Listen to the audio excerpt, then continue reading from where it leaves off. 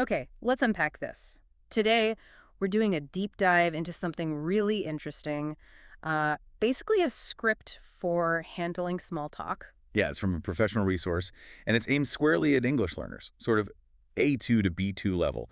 People finding those first friendly chats a bit tricky. Exactly. Those low stakes conversations that can feel, well, surprisingly high stakes sometimes. Right. And what's great about this source material, is it doesn't treat small talk like some mysterious art form. Mm-hmm.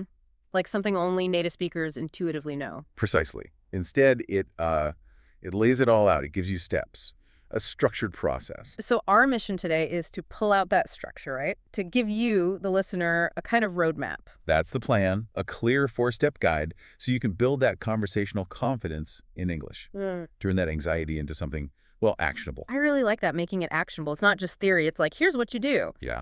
But before we jump into the 4 steps, the source material makes sure we're all starting from the same place. It sets up some key definitions first. Good point. Yeah, there are a couple of important terms right at the start. First one is productive. Productive. Okay, how does the source define that in this context? Well, it means achieving something useful, something helpful. For you as a learner, being productive in a conversation might just mean you started one. Ah, okay. So it's not about like closing a business deal in small talk. Definitely not. Mhm. It could be just practicing a question, using a new word, or, simply not staying silent when you had the chance to speak, getting a positive result, basically. Gotcha. So small wins count as productive. That feels achievable. Even planning your practice is productive then. Exactly. And that leads straight into the second term, routine. Routine, like a daily schedule. Sort of. It's defined as a series of actions you do regularly. The idea here is crucial. To get good at this structured small talk, you need to make practicing it a routine. Okay, so it's like brushing your teeth or checking your learning resources. You build it into your habits. Precisely. It shouldn't feel like a sudden panic every time. It should be a familiar pattern, a routine you follow. That makes sense. Setting up that mindset, this is a routine, it's productive, it's not some scary random event that seems really important. It really is. All right, so with those terms nailed down, let's dive into the main event. Small talk itself. What is it, really? And maybe more importantly, why do English speakers seem so, well, obsessed with it? Okay, the big question first. If you had to define small talk based on this script, what's the core idea? It's basically casual, polite chat about light stuff, things that aren't controversial. Like, Oh, the weather, that's the classic. Or the traffic, maybe, how Mhm. long you waited in line at the supermarket. Stuff that's right there in the moment. Low stakes is the key phrase here, isn't it? Absolutely. It's friendly, but it's kind of disposable conversation. You're not exchanging deep secrets. And the script is also pretty clear about what small talk isn't, which I found really helpful.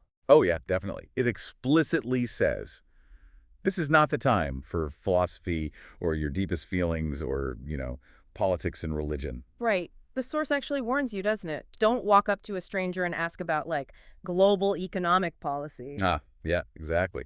It says those topics are, and I quote, too heavy for a Tuesday morning chat with someone you barely know. It needs to stay light, superficial even. That must be a relief for learners, though. You don't need complex arguments or fancy vocabulary, just simple words about what's happening right now. Totally. And that simplicity is why it works so well as an icebreaker. Icebreaker. Let's define that quickly. Sure, the source defines it as basically anything that helps kick off a conversation. It melts the sort of cold and quiet social feeling, makes things warmer, more fluid, breaks that awkward silence. I like that metaphor, social ice. Small talk is the little hammer you use to tap it. Yeah, or maybe just breathing warm air on it. It helps you test the water, see if the other person seems open to chatting, if they're friendly. Mm-hmm. You're gauging their willingness to connect, even just for a moment. And if you look at it that way, small talk isn't really about the information you exchange. It's almost irrelevant. It's about sending signals. Signals. Like, I'm friendly, I'm open, I'm not a threat. It's a quick, polite way to show you're safe and willing to interact. Which brings us neatly to the cultural side of things. The script really emphasizes this isn't just a nice to have in English-speaking places. Yeah. It's kind of fundamental. Yeah, that's a really key point.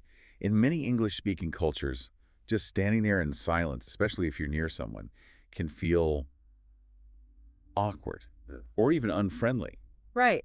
The source says it's essential for everything, making friends, networking, even just, buying milk without seeming weird. Exactly. It's the social lubricant, the oil that keeps the wheels turning smoothly. And the script mentions this idea of the silent staring danger. What's that about? Sounds dramatic. It is a bit dramatic, but it makes a point. If you just stand next to someone for ages and say absolutely nothing, avoid eye contact, well, people might get the wrong idea. Like what? Like maybe you're unfriendly or really anxious or, and this is the funny exaggeration the script uses, maybe you're secretly planning their demise. Okay, probably not that, but I get the point. Silence can feel cold or standoffish. Exactly. It can be seen as rude, like you're deliberately closing yourself off. So even one tiny sentence about the rain, wow, it's really coming down, isn't it? Instantly signals politeness, openness. So the motivation for learners is pretty strong then. It helps you connect, and it stops you from accidentally looking like a suspicious character. You got it. Powerful stuff. Okay, so we understand why it's necessary. We get that we need to break the silence. The next big question is how. How do you actually start? And that leads us perfectly into the first practical step in this roadmap the script lays out. All right, step one, this is where it starts. Use contextual openers. Now, contextual sounds a bit academic, maybe. It does, but the meaning is super simple, really practical.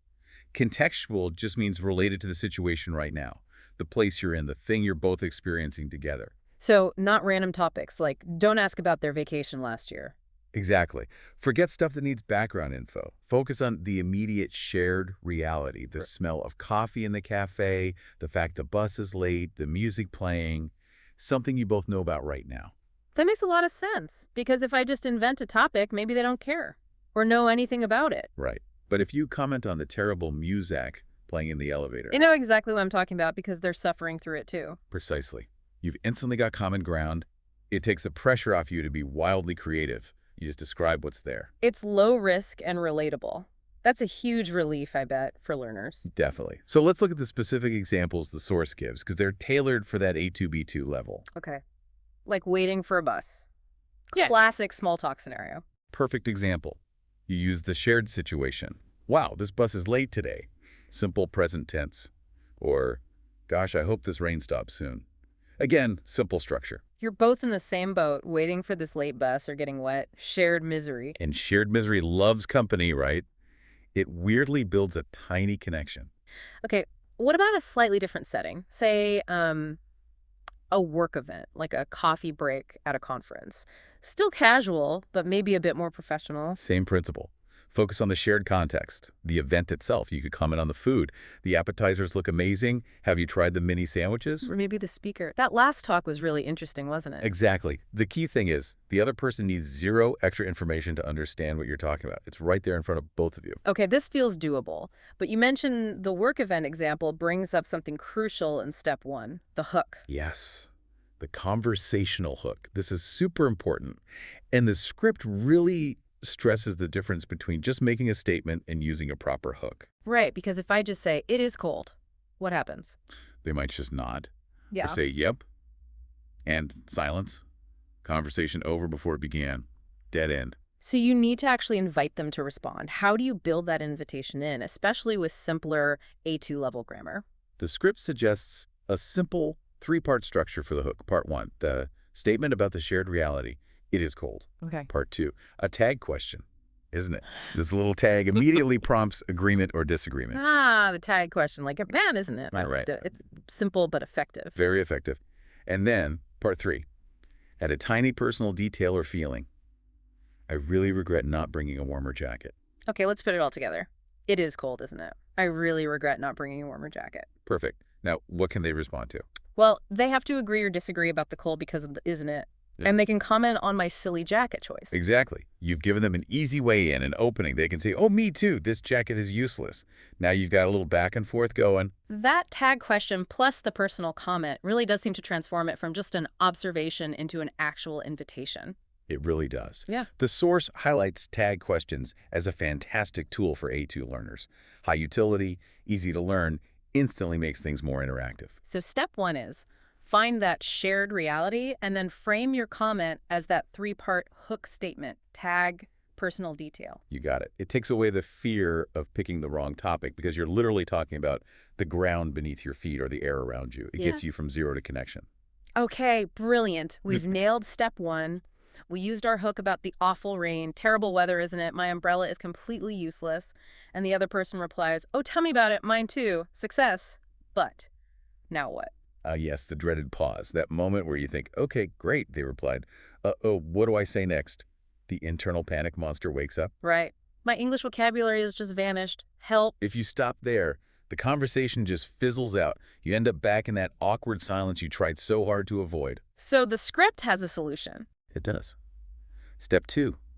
Use W questions to gently dig deeper. The famous W's, who, what, where, when, why, and sometimes how.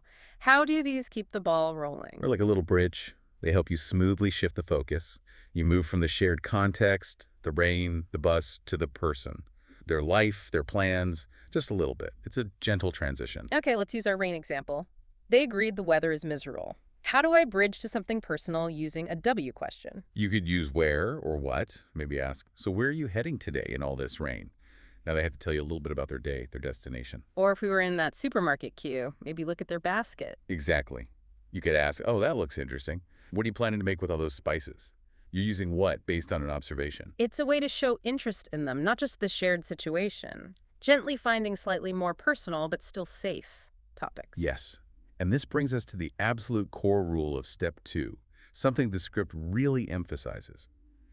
Your W questions must be open-ended. Open-ended versus closed questions. Okay, let's break this down properly because this feels like a major turning point in the conversation. It really is. A closed question is one you can answer with just one word, usually yes or no. Example, maybe at that work event again. Okay.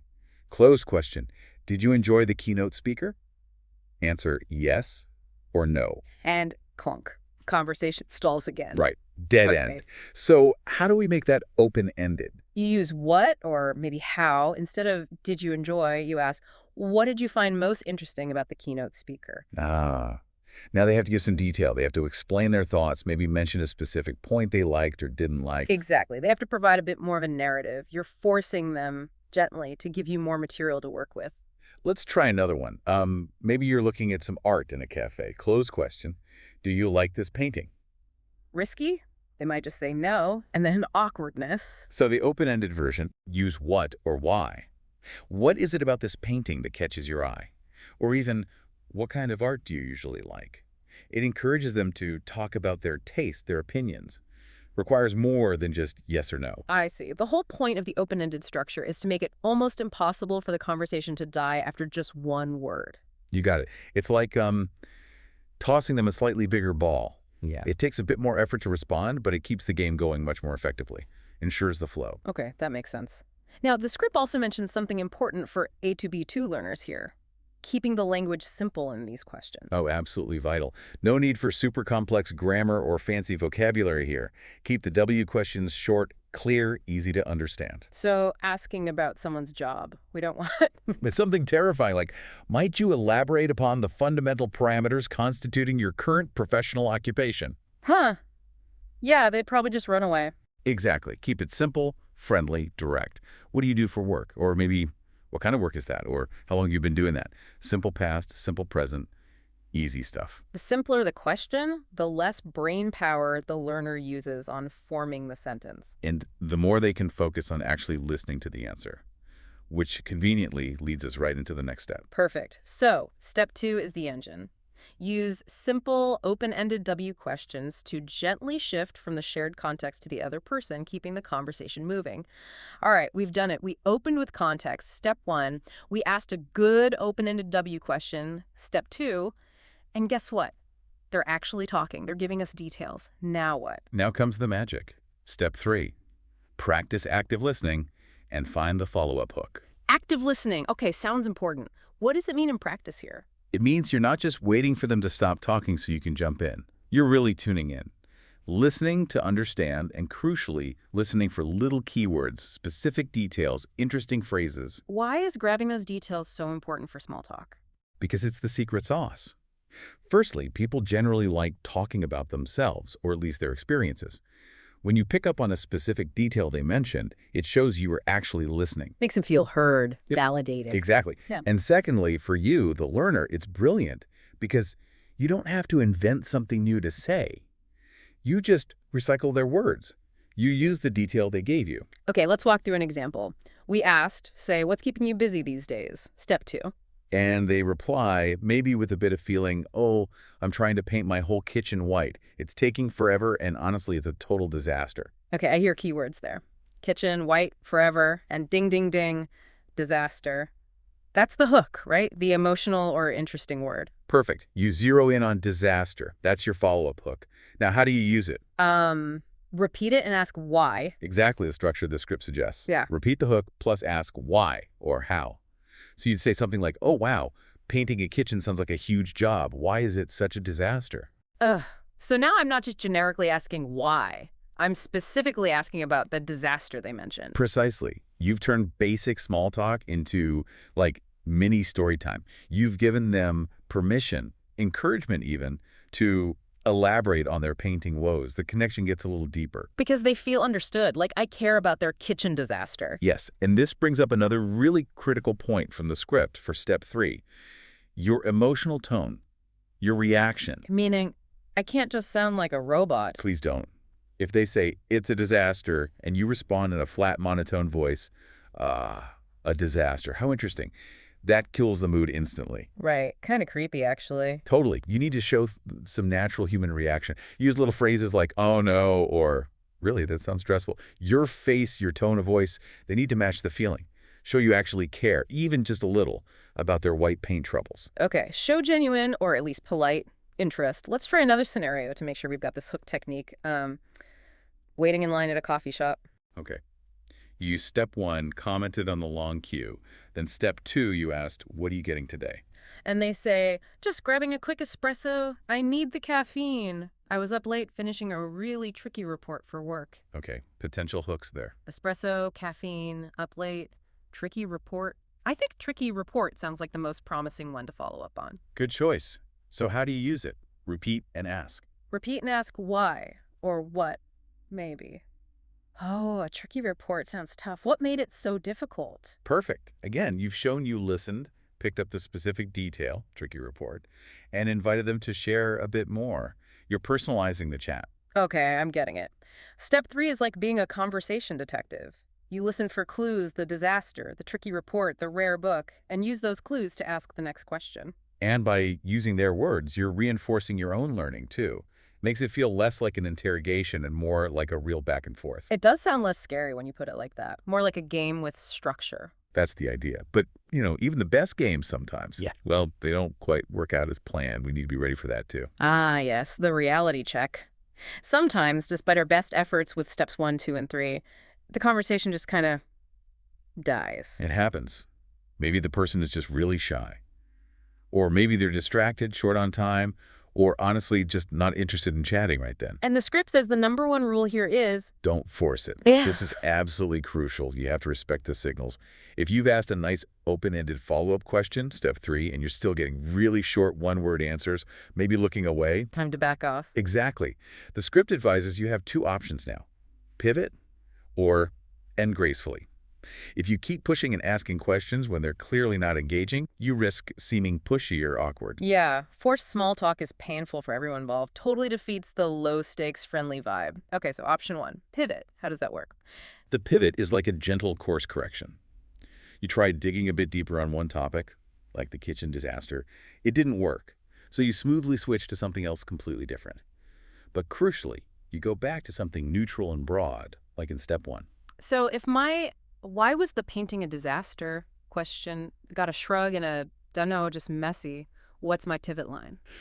You could acknowledge their answer briefly, then shift. Something like, okay, well, hope it gets easier. Slight pause, then change track completely. Did you happen to see that funny cat video going around online this week? Or back to the immediate context. Anyway, looks like the rain might be stopping soon, maybe. Ah, I see. You give them an easy out on the previous topic and offer a totally fresh, simple, low-effort topic. Something light they can jump onto if they want to. Exactly. It gives the conversation one more chance, but without pressure. Smart.